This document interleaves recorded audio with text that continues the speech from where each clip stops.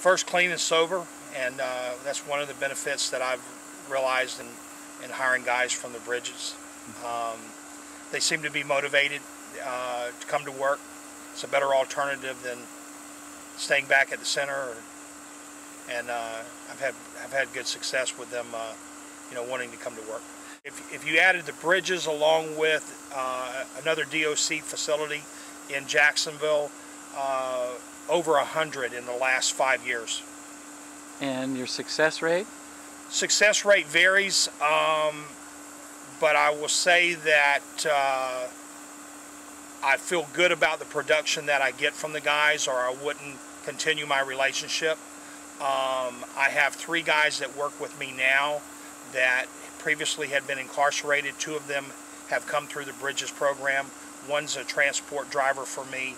Another one is a lead person. So I have guys that have come through Bridges, and they've been with me for over 3 years since they were released. Why do you give them a second chance? That's a tough question. Give them a second chance for several reasons. One is allows my wife and I to be involved in making a contribution.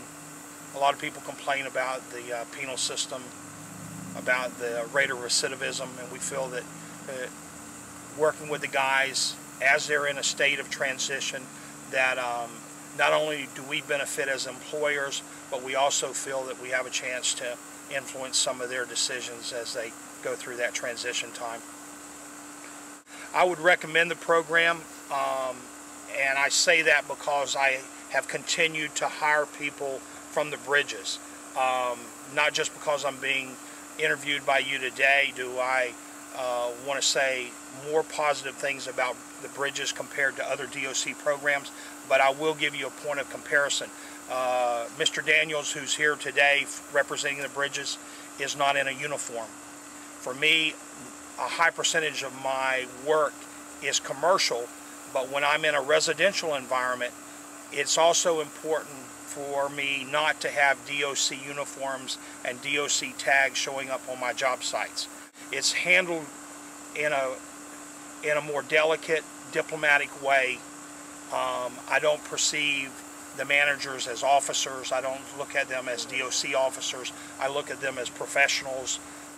They're really in control of letting people know who they are, and as I shared earlier, I'm dealing with guys in a point of transition.